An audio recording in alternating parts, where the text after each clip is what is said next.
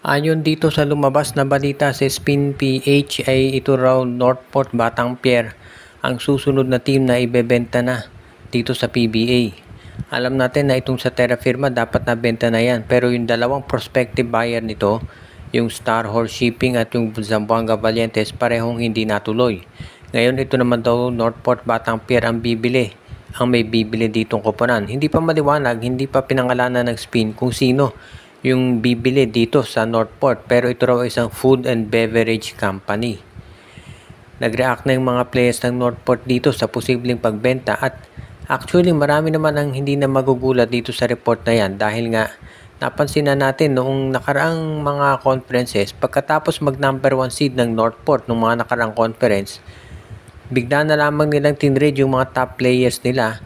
Kabilang na itong, alam natin of course, si Xavier Lucero na trade na, si William Navarro, si JM Calma na trade na rin, plus of course si Arvin Tolentino ay pinayagan nila na maglaro abroad. So yung ganyang klaseng mga kilos ay usually ginagawa yan ng mga teams na ibebenta na. Tandaan natin, Terra Firma, ganyan din ang ginawa. Tinrade si Wamit Yongson, si Andreas Cahilig, Isaac Gos, Stephen Holt. So hindi na nakagugulat. Ang tanong na lang kung magpo-push through ba talaga at matutuloy yung pagbenta nitong Northport Batang Pier. Dahil nakita nga natin dito sa kaso ng Terra Firma, kahit may gustong team na bumili, kinakailangan nilang maipasa yung requirements na hinihiling ng PBA. Kaya yan ngayon ang kinakailangan pag-isipang mabuti ni Commissioner Willie Marcial at ang Board of Governors kung matutuloy yung pagbenta ng Northport. Sa panig ng mga fans, matutuwa sila sa ganitong balita dahil syempre mawawala na yung tinatawag na farm teams dito. Alam naman natin na ang Northport at Terra Firma ay parehong farm team siya ng SMC Group. Kaya hindi na nakapagtataka na ganito talaga ang mangyayari. Posible nga kaya na si Terence Jones ang kukunin na bagong import ng San Miguel.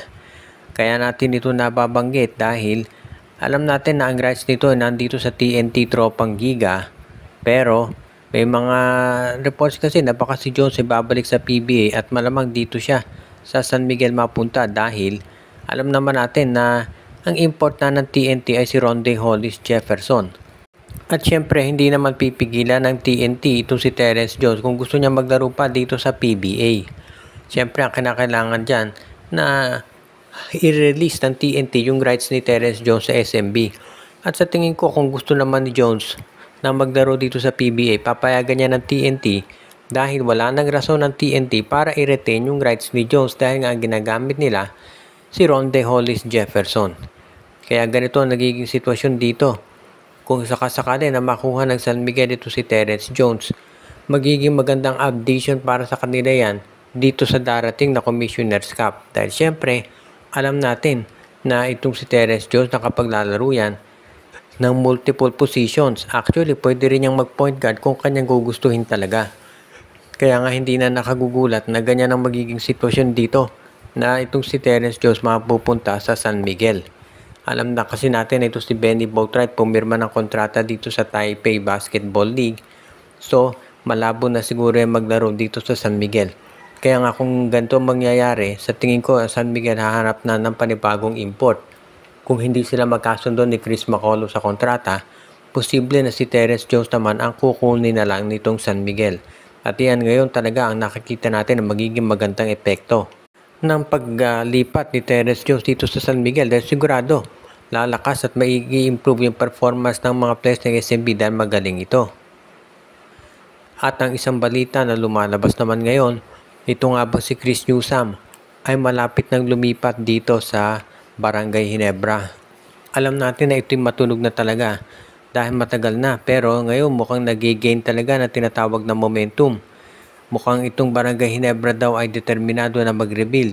Lalo na at nakita na nga natin na itong pagdating dito ng Barangay Ginebra sa darating na season, sabi ng iba medyo dehado sila dahil wala na nga ito si Jamie Malonzo.